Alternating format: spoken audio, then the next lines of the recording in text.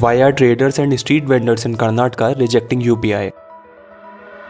Recently Karnataka में एक controversy खड़ी हो जाती है जब वहां कमर्शियल टैक्स डिपार्टमेंट 18,000 से भी ज्यादा ट्रेडर्स इंक्लूडिंग वेजिटेबल वेंडर्स को जीएसटी टैक्स डिमांड के नोटिस भेजने लगता है, जिनमें से कुछ वेंडर से 29 लाख रुपए तक की जीएसटी टैक्स डिमांड करा जाता है, जिसके बाद पूरे कर्नाटक स्टेट में यूपीआई के अगेंस्ट प्रोटेस्ट और पैनिक देखने को मिल रहा है। ये भेजे गए नोटिस वेंडर्स की यूपीआई पेमेंट हिस्ट्री पर बेस्ड थे and according to the tax officials वो ये करने के लिए लीगली पावर्ड है अंडर द जीएसटी गाइडलाइंस, जो ऐसे हर बिजनेस जिसका एनुअल टर्नओवर 40 लाख रुपए से ज्यादा है उसे जीएसटी भरने के लिए कंप्लेंट करती है। बट यही वेंडर सेम जीएसटी एक्ट के उस प्रोविजन को हाईलाइट करते हैं जो फ्रूट्स एंड वेजिटेबल को जीएसटी टैक्स से एग्जेम्प्ट करता है। इसी के साथ वो इस ऑब्वियस फैक्ट को भी हाईलाइट करते हैं कि एक इंडिविजुअल की यूपीआई पेमेंट हिस्ट्री में कई डिफरेंट सोर्सेज होते हैं पेमेंट के। एग्जांपल के लिए अगर किसी वेजिटेबल वेंडर की पेमेंट हिस्ट्री 50 लाख की है तो ये जरूरी नहीं है कि उसने वो सारे 50 लाख सब्जी बेच कर ही कमाए होंगे। इसमें से एक बड़ा पोर्शन ऐसा भी हो सकता है जो उसके बच्चों ने या उसकी स्पाउस ने कॉन्ट्रीब्यूट किया हो। और आखिर में ये भी याद रखना जरूरी है कि वो यूपीआई पेमेंट्स एक इंडिविजुअल की ट्रांजेक्शन हिस्ट्री है, ना कि प्रॉफिट्स। खैर, इस केस में ट्रेडर्स के मास प्रोटेस्ट के बाद कर्नाटक गवर्नमेंट इंटरफेयर करती है, जिसके बाद कई जीएसटी नोटिस ऑलरेडी रिवोक हो चुके हैं।